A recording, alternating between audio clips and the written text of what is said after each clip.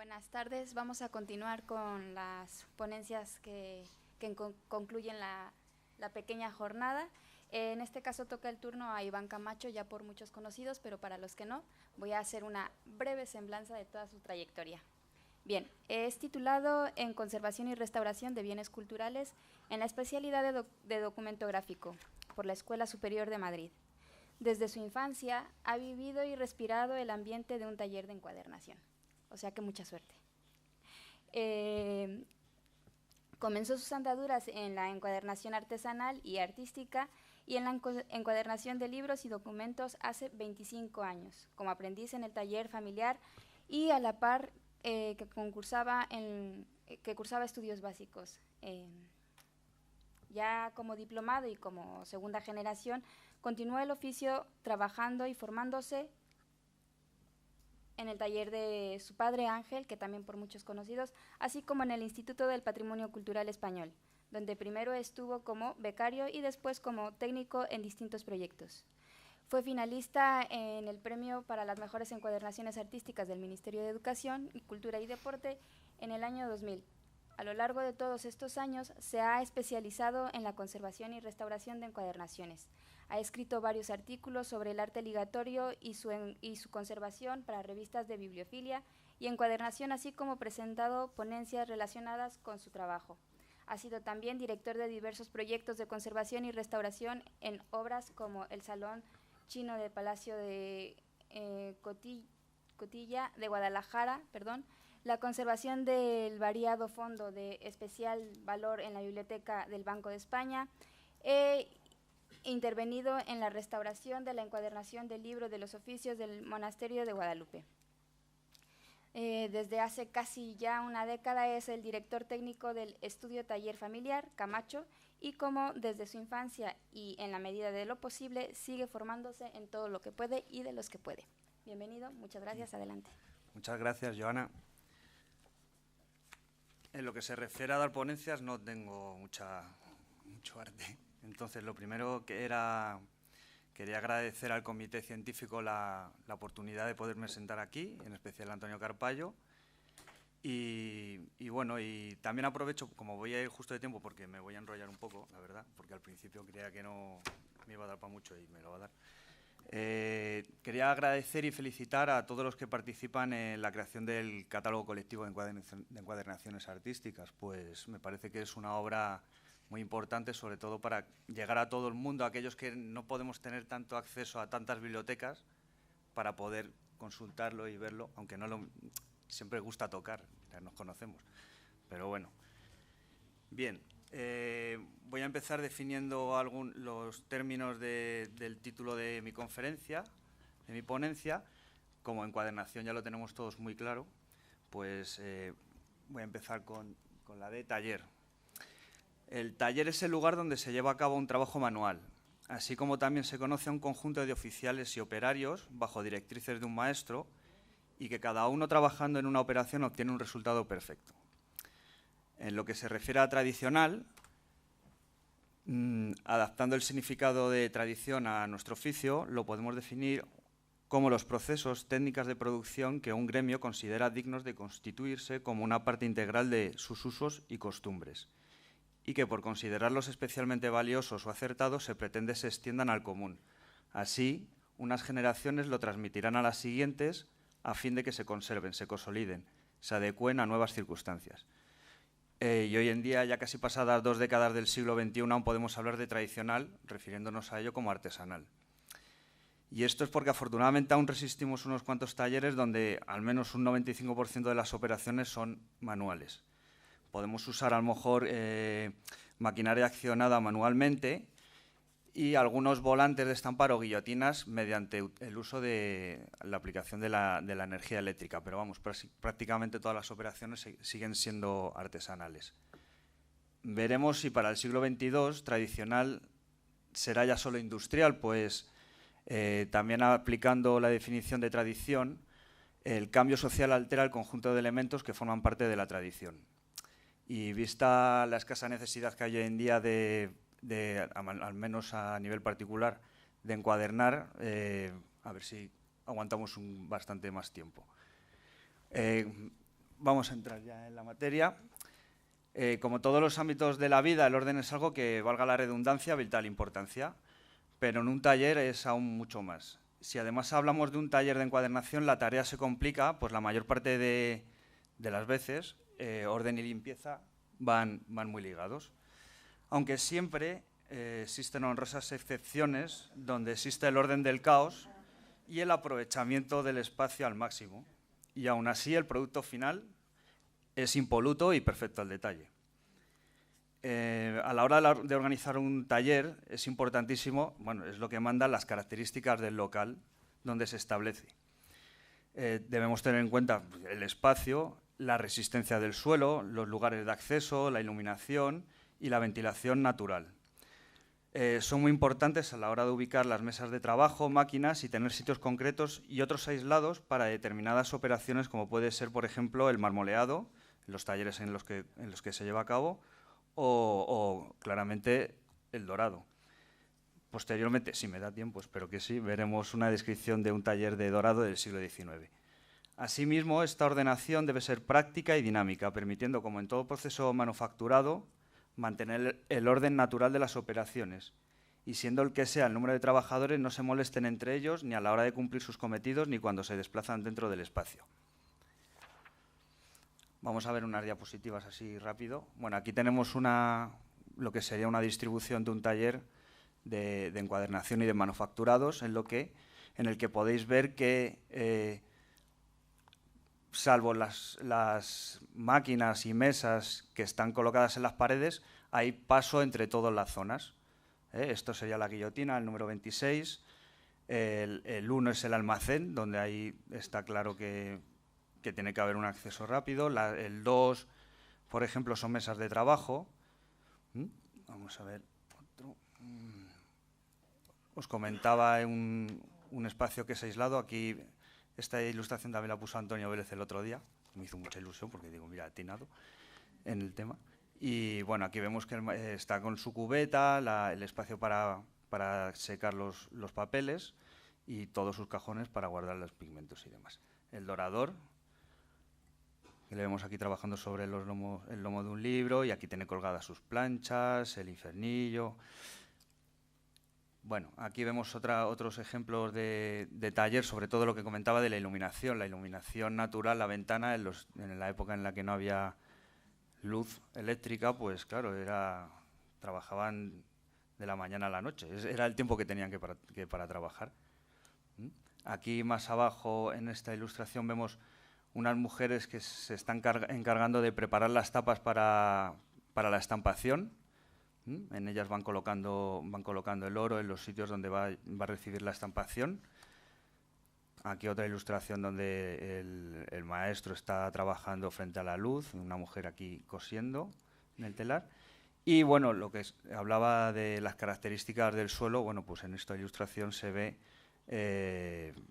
pues las vigas y los pilares, y sobre las vigas se ve el solado, que además está abovedado, con la intención de repartir mejor el peso de la maquinaria. Bien. Ahora voy a intentar hacer un viaje desde los inicios de lo que podríamos definir como un taller de producción en masa, como eran los monasterios, hasta hoy día, pasando por las empresas y compañías editoriales de la Revolución Industrial y hablando también de las universidades, librerías e imprentas, y viendo dónde y con qué se encuadernaba a través de la historia. Vamos a empezar este viaje desde que el libro adopta la forma cuadrada. No me voy a centrar mucho en características, porque ya se ha hablado bastante estos días. Comienza con el uso del pergamino como soporte de la escritura y coincide con el avance y triunfo del cristianismo en el siglo IV aproximadamente. Como indiqué antes, es en los monasterios donde se origina la manufacturación de gran número de obras. Don Antonio Linaje hace referencia a 3 tipos de libros en los monasterios. El de la lectura espiritual para los monjes, para su esparcimiento y formación, el litúrgico, utilizado en misas y coros, y los libros fijos, que son sacros y que forman parte del rito en sí. Aquí tenemos una imagen de lo que sería un libro sacro. Se intentaba, a través de la encuadernación suntuaria, magnificar la palabra escrita como escribiría Brugalla. Linaje considera que es por este segundo grupo, el libro litúrgico, por el que comenzó la encuadernación en los monasterios, pues es del que mayor número se producían por la necesidad de la expansión de la palabra por los diversos centros religiosos. Los monjes son los que desde el scriptorium crean y reproducen, y así como copistas e iluminadores, también es necesario que hubiera un fraile encargado de unir y proteger esos folios. Por aquellos tiempos el encuadernador se centraba en hacer la costura, unirlo a las tapas y cubrir o forrar. Básicamente eso sería, y como mucho, ornamentar. En el caso de los libros sacros, las tallas y piedras y metales preciosos luego eran adosados a las tapas, pero por lo que he encontrado, esta tarea estaba realizada por otros artesanos como carpinteros, maestros en talla de marfil, herreros y orfebres. Una curiosidad sobre estas encuadernaciones sacras es el gran expolio que sufrió la biblioteca, por ejemplo, de la abadía de Farfa, que se habrá producido en muchos otros sitios, seguro, donde hasta varios abades llevaron encuadernaciones preciosas a sus bibliotecas particulares. Bien. Los libros escritos sobre soporte en pergamino necesitaban de recias estructuras y más si tenían que soportar el peso de las tapas cargadas de metal y piedras. Así pues, un encuadernador de esta época, encargado de los libros de tanto lectura espiritual y litúrgicos y de los de la estructura de los sacros, necesitaba de un telar, cuchillos, prensas, agujas y tijeras. Podríamos añadir gubias y demás. Aquí vamos a ver. Me pasa. No. Bien. Rico y Sinovas, en su obra El arte del libro en España, indica que en el siglo XIV eran los mismos escribidores de libros los que, además de pendolistas, calígrafos e iluminadores, también encuadernaban. Concretamente, la nota está tomada del crónico majoricense por don Álvaro Campaneri Fuster, del libro de Compes de la Procuració Royal del Reino de Mallorca, del año 1381, que dice lo siguiente. Pagó el procurador real a fray Francisco de Sadota de la Orden de los Menores 2 libras por los primeros gastos de la copia del Corán, compra de papel, velas y otras cosas, que se custodiaba en su convento. Esta copia se sacó por mandato real, expedido en Zaragoza en 18 de noviembre de este año. Pagáronse además al notario Jaime Riso por su salario de escribir la mencionada copia, que constaba de 271 hojas de papel común a razón de 10 dineros cada una, 11 libras, 5 sueldos y 50 dineros, por iluminar y parrafar de diversos colores, y ligar ab cubertes de fus de cuir vermell, ab sostenaudors el mismo libro, 1 libra, 8 sueldos y 6 dinares, y los dispensos del viaje de aquel religioso y un compañero suyo que fueron a Valencia a llevársele, denunciando al monarca algunas cosas que en el mismo había contra la fe cristiana y demás. Bueno, ab cubiertas de madera con cuero vermellón. Hubo lugares donde fue necesaria la externalización de estas labores. Sucedió en universidades y en algunas catedrales. Ejemplo es el de la Catedral de Toledo. Esta catedral desde el siglo XII carecía de escritorio y ante la demanda de libros hacían falta pergamineros, curtidores, iluminadores, escribanos y, como no, encuadernadores. Así, hasta mediados del XV, la catedral encargaba a los artesanos los libros litúrgicos de uso más común y del que se precisaba más unidades. Con el auge del libro tras la aparición de la imprenta empezaron a llegar artesanos del resto de Europa con técnicas y estilos concretos que se aprecian en las encuadernaciones custodiadas en dicha catedral. La aparición de la imprenta supuso dejar atrás la tosquedad, lo anónimo de la época monacal de las obras manuscritas. Las nuevas técnicas de construcción y de ornamentación son más elegantes y detallistas, y para ello son necesarias herramientas distintas a las que se usaban anteriormente, pero no debían de ser de mucho volumen, pues viajaban bastante. Durante siglos, todos estos artesanos vieron sus negocios exentos del pago de impuestos, sobre todo por la necesidad de sus oficios y la alta demanda, según se iba avanzando también en la Reconquista y estableciéndose nuevos lugares con talleres con imprentas. Algo que durante el reinado de Felipe IV en la España del XVII llegó a su fin, ya que se le sumó aranceles y gabelas y el precio de los libros aumenta, pero en cambio, al haber mucha demanda, los encuadernadores e impresores intentaron salir de esta situación utilizando materiales más baratos. Incluso comenzó a comercializarse el libro simplemente atado y con su rótulo, tal y como indican varios inventarios de bibliófilos. En estas imágenes he colocado unas ilustraciones. En esta primera se ve 2 frailes en las que todavía no es el formato códice, pero sí se ve el libro en forma de rollo, pero me pareció curiosa esta imagen en la que, esta parte en la que el fraile está sobre 2 tablas, que puede ser como una especie de prensa, y que es donde permitía, dándole humedad al pergamino, conseguían que se quedara liso para poder luego trabajar en él a la hora de escribir. Aquí se ve un rollo que tiene como una pieza como un pautado. En esta ilustración de aquí vemos un fraile que ya está trabajando en un telar rudimentario. Aquí se ven los pliegos de papel. Y en esta otra, pues, no debe ser un fraile, no se le ve la coronilla, pero está con una prensa, con los libros, con los bollones y como una especie de mostrador, por lo que sí podría ser un encuadernador que estuviera ofreciendo sus trabajos. Bien, con todos estos datos, hasta ahora sí, un poco a grosso modo, podemos deducir que los espacios utilizados en estos talleres de encuadernación no debían ser muy grandes.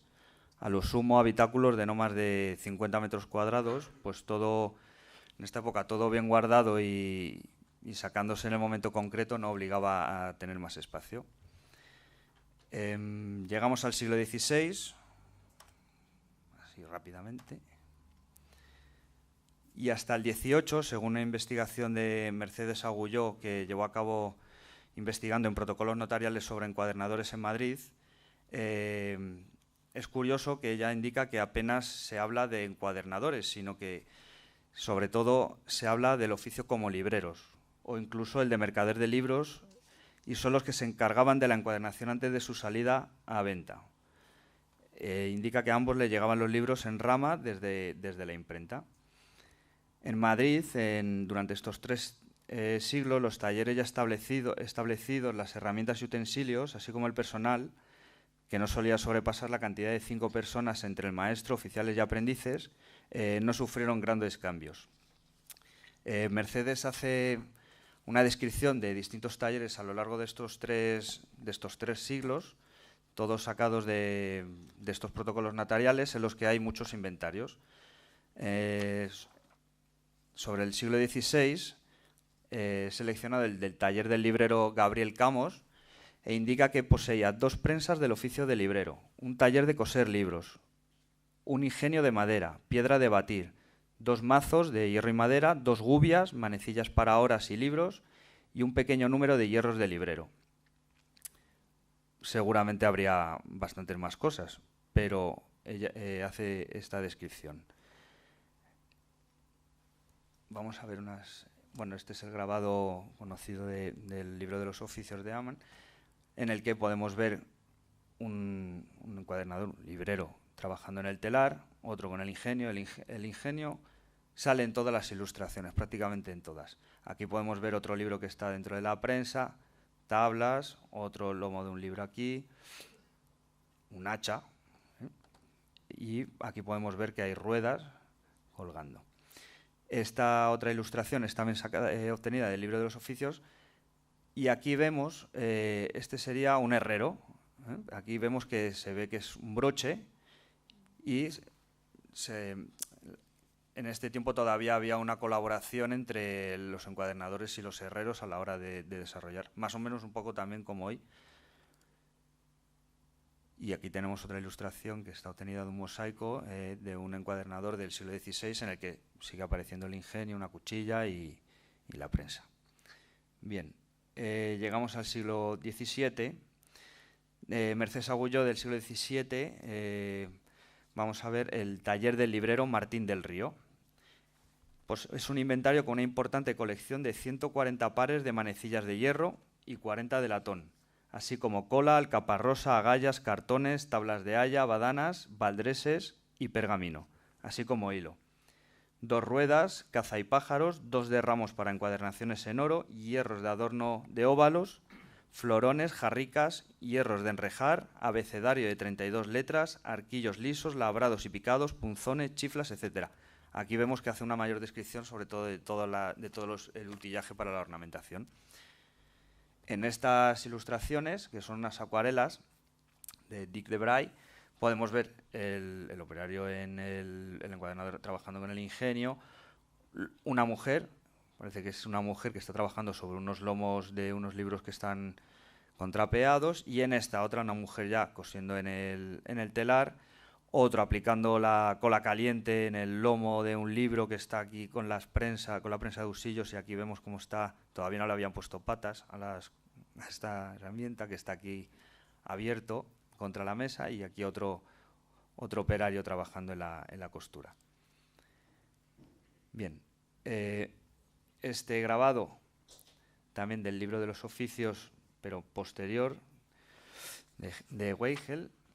Aquí volvemos a ver la imagen del telar, el operario con el martillo de la prensa de batir dándole martillazos, y el tablas y el ingenio, el bote con cola caliente. Y en esta otra, eso deducimos que también es un taller de encuadernación. Esto es una prensa claramente, y vemos cómo están introduciendo los libros ya encuadernados en este barril para llevarlos, para transportarlos. Seguramente un viaje en barco, porque para hacer este empaquetado pues era necesario. Bien. Aquí vamos, esta es una ilustración en la que se comparan las dos ilustraciones que hemos visto antes por separado, para ver que siguen apareciendo los mismos elementos en ambos. Del siglo XVIII, de finales, vamos a ver el taller de ingenio Huete. 2 prensas con sus ingenios, más 3 de apretar, 4 bruñidores, 28 reglas de enlomar de afolio y 22 de cuarto, 7 pares de tijeras, 2 compases, 3 martillos, 3 almohadillas para oro, cajetines de letras, juego de números, 5 piedras de bruñir, 2 telares y varios hierros. Aquí, en cambio, la descripción del utillaje de ornamentación es muy escaso. Así pues, en 3 siglos vemos que tampoco varía mucho el ajuar de los talleres. Respecto al siglo XVIII, aquí volvemos a ver el telar, el martillo para batir, la prensa. Este es uno ya más colorido. Aquí también vemos, es un taller ya más grande, por lo menos hay más gente trabajando, aún así el espacio no es muy grande. Cosiendo, batiendo, colocando los papeles para que se sequen, cortando con el ingenio. Este parece que está ornamentando, y este podría estar metiendo en tapas. Y abajo todos los utensilios y herramientas que eran necesarios para llevar a cabo la encuadernación. En esta otra ilustración, menos operarios, pero bueno, sigue apareciendo el ingenio, la prensa, el telar. Aquí se ven las paletas colocadas, y otro que está ornamentando las tapas de un libro, debe ser. Esto es una etiqueta publicitaria de un comercio relacionado con el libro. Este es una ilustración, es de Boston, americano ya. Y volvemos a ver al encuadernador trabajando sobre los lomos de un libro, y en lo que puede parecer pues un recipiente con cuencos calientes, y podría estar los hierros ahí introducidos para calentarlos y poder ornamentar.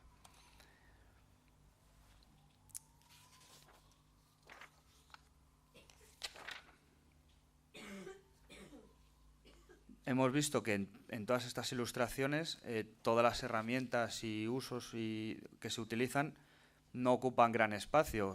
En el momento de que es necesario su utilización, lo extraen de donde esté guardado, lo colocan y no obliga a tener un espacio muy grande para poder llevar a cabo los trabajos.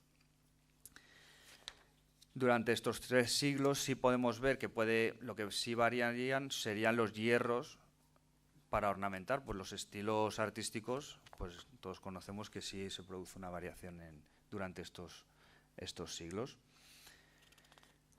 En el siglo XVIII no podemos dejar sin mencionar a impresores españoles que tenían sus propios talleres de encuadernación, como Ibarra y Antonio de Sancha. Son imprentas que tenían un estilo concreto de construcción, ornamentación. Todos, cuando vemos una obra, prácticamente la identificamos. Y es aquí cuando a lo mejor las ediciones sí empiezan a adquirir un volumen bastante grande, en el tamaño de los libros suelen ser bastante grandes, un folio mayor, y obliga a que los talleres sean un poco más grandes simplemente para la operación del plegado y alzado. A finales del siglo XVIII, bueno, aquí más ilustraciones, la mujer ya forma, a partir del siglo XVIII, siempre aparece ya en la costura, trabajando en el plegado y en la costura. Vemos aquí esta imagen en la que pues este hombre está preguntando, no sé qué, o dando órdenes, o no, o recibiendo. No se le escucha. En esta otra, esta ya es de la enciclopedia, vemos el taller de encuadernación arriba en el que la mujer está cosiendo, el hombre batiendo y prensando, y en la de abajo sería el taller de... A ver, que me he puesto nervioso. Y en la de abajo el taller de dorar, en la que están aquí, se ve que está bruñendo o ornamentando la tapa, aquí el lomo, y aquí la mujer seguramente esté haciendo el control de calidad. Bueno, y aquí en esta otra imagen sería el taller de marmolear. Vemos aquí, este operario está salpicando los pigmentos, dibujando con el peine, y aquí otro aplicando el papel. Vale, a finales del 18, y gracias a la cédula real del 2 de julio del 78, por la que Carlos III, en su afán de relanzar la industria nacional, prohíbe la entrada en los territorios de las Españas de libros recién encuadernados en tapa dura, comenzando así una mejora del oficio. De hecho, se conservan encuadernaciones en papel de alto gramaje, que el otro día estuvo hablando Javier Tacón, que tienen bastantes en su fondo, a modo de rústica, con costuras muy sencillas, y que se cree que era para su importación sobre todo de las imprentas venecianas, y por lo tanto se preparan para largos viajes. Nosotros hemos tenido la oportunidad en la biblioteca el Fondo Especial Especial Valor del Banco de España de encontrar bastantes ejemplares así, en esta situación.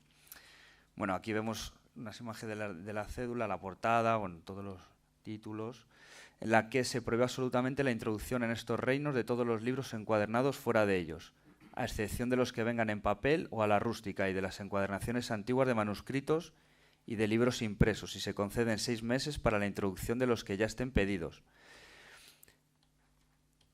Aquí vemos el motivo por el que emite esta cédula, que por diferentes mercaderes y encuadernadores de libros, vecinos de la Villa de Madrid, se me presentó, advertían muy considerables daños y atrasos en su facultad y caudales a causa de introducirse en el reino por mercaderes españoles y extranjeros la mayor parte de los libros que en el día se gastan encuadernados, de cuyo abuso resultaba que los encuadernadores no tenían trabajo, vamos, como ahora prácticamente.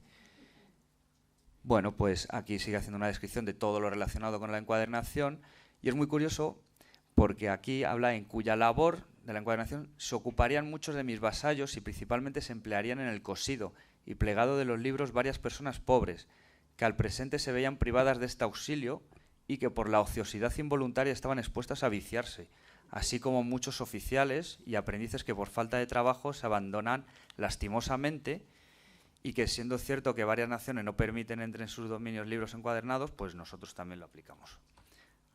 ¿Vale? Rápidamente, por la cual prohíbo absolutamente la introducción, que bueno, es lo que viene en el título de la cédula. La firma. En Francia, por ejemplo, en el 18, marca que los artesanos de la encuadernación adquieren los mismos derechos que las fábricas de papel, y que las mujeres también pueden acceder a la maestría. La Revolución Francesa es un mal golpe para los intercambios de libros, y los encuadernadores ven en la desaparecida clientela aristocrática adinerada, guillotinada y obligada a exiliarse. Los revolucionarios pusieron fin a las corporaciones también por demasiado hereditarias, y muchos talleres se ven obligados a detener su actividad. Así que podríamos decir que la gran aportación de la revolución a la encuadernación fue la guillotina, ¿cómo no?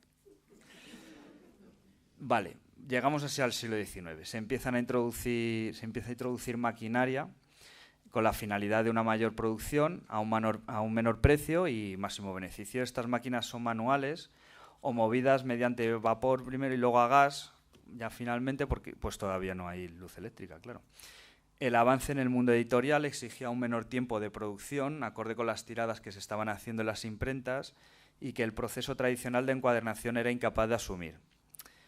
Así pues, las propias imprentas continúan teniendo talleres de encuadernación, las grandes por supuesto, pero mucho más grandes, pues la introducción de maquinaria hace necesario espacios mayores. Hay maquinaria para batir, serrar o fresar, coser, grapar, clavetear, volver lomo, enlomar, recortar, estampar. Muchas de estas máquinas todavía se utilizan hoy, o sea, hay talleres en las que todavía se utilizan. Y vamos a ver, ahora sí un poco también rápido, que no sé cómo vamos de tiempo, ya estoy agobiado. Vale.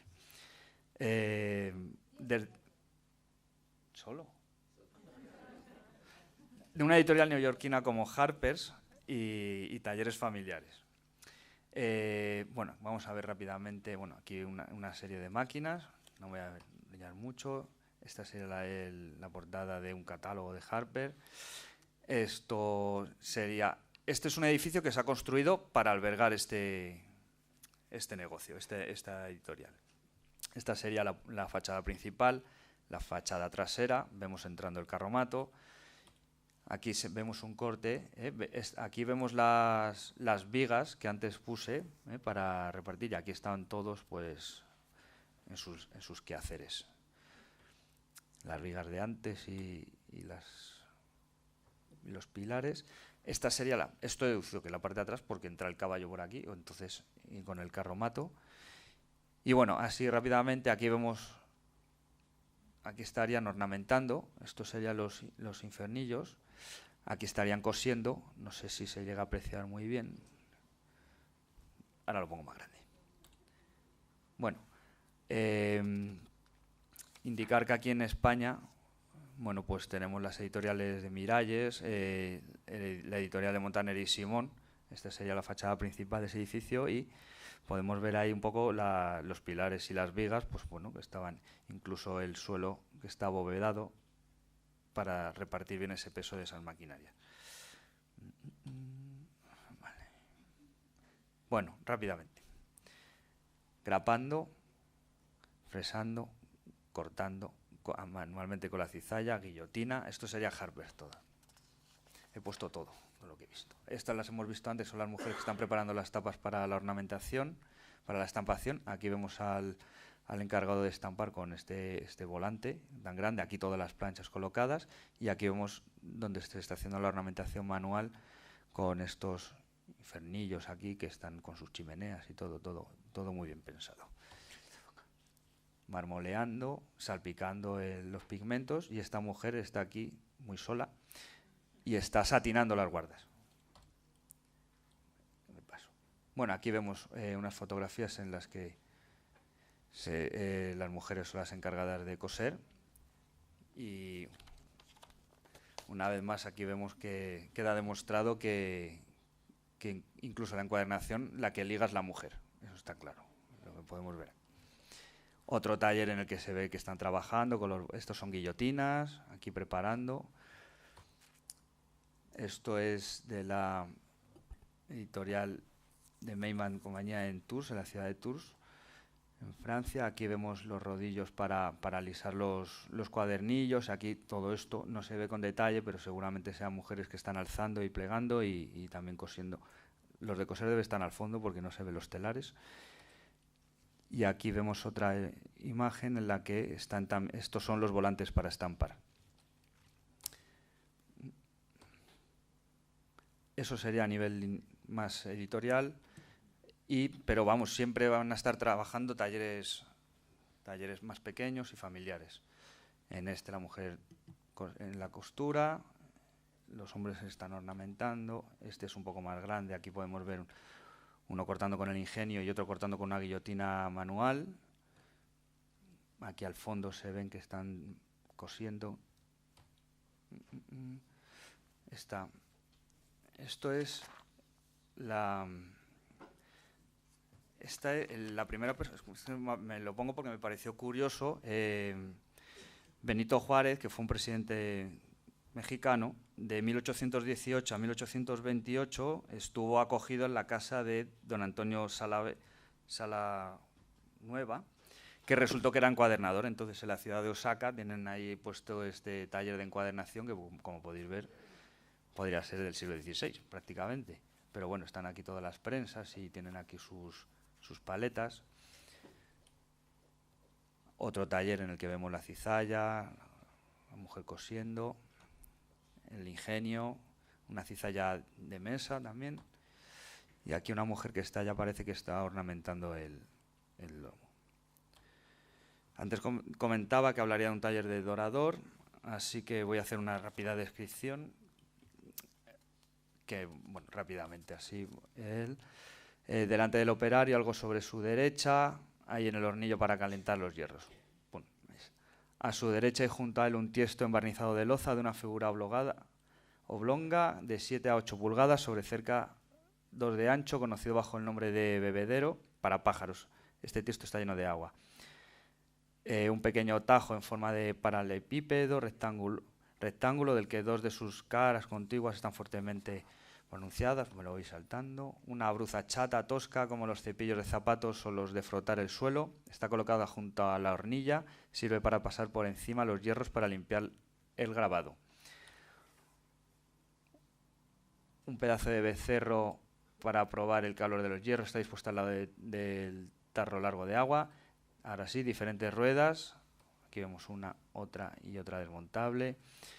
El tajo para dorar cantos, hierros de dorar, componedor, una campana para loro. Bien, en el siglo XX lo que se produce es un gran desarrollo en muy escaso tiempo, así que vamos como lo que me queda a mí, prácticamente. Seguimos viendo a las mujeres cosiendo, ya grapando ya con máquinas, ilustraciones, fotografías. Más, seguimos con lo mismo. Los talleres de editoriales que ya necesitan muchísimo espacio, son mucha gente trabajando. Aquí vemos un hombre que ya es un taller más pequeño en este dibujo. Otro taller en el que están todos los operarios ornamentando, oficiales, seguramente. Esta es una ilustración de un monasterio en el que vemos aquí al fraile. Y aquí hay una guillotina y demás, los chivaretes, o sea que un poco sería de todo. Otro taller pequeñín. Este también más pequeño todavía. Pero vamos, básicamente son en todas las ilustraciones se ven los mismos elementos. Hoy en día, desde hace varios siglos, muchos oficios siguen perdurando los talleres familiares. Checa escribía que son muy importantes centros de transmisión de saberes y destrezas. Muchos han pervivido gracias a la fluidez y nitidez con que los conocimientos han pasado de padres a hijos, debido a la transmisión de valores por la satisfacción interior y el compromiso del trabajo por el trabajo. Es una cooperación por afecto, afinidad o admiración hacia la anterior generación, y han ayudado al nacimiento de talleres artesanales de gran calidad. Checa transcribe a Yves Debord: la familia es un lugar de acumulación, de conservación y de producción de diferentes clases de capital. La familia está en el centro de las redes de relaciones que autorizan la acumulación y la transmisión a través de numerosos y variados rituales sociales. Checa continúa indicando que el hijo del propietario del taller se beneficia del prestigio social adquirido por el nombre social de la empresa. La segunda generación hereda el negocio y mantiene, sin tener que conquistarla, pero con el esfuerzo de mantener el nivel para conservarla, una red de clientes. En los talleres, estos si no se mueren o se jubilan, por cierto. En los talleres familiares se transmiten técnicas y conocimientos desde la pronta edad, pues los miembros de la familia participan del oficio que sustenta a la familia desde muy jóvenes, por lo que crecen mamando el oficio.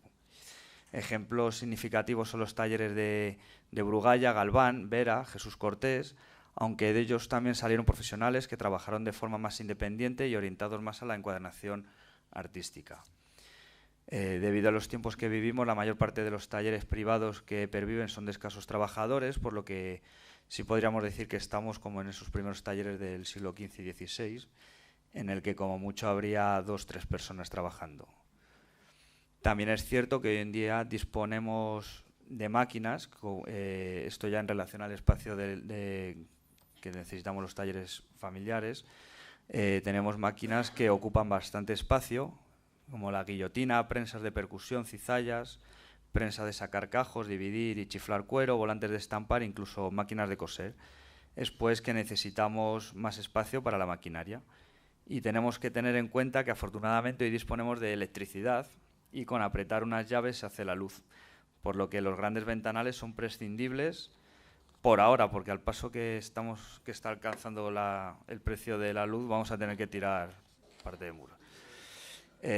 Todos los que estén aquí, que se hayan visto en la labor de organizar un taller de encuadernación, sobre todo tras una mudanza, saben lo entretenido que es colocar todo en un nuevo espacio.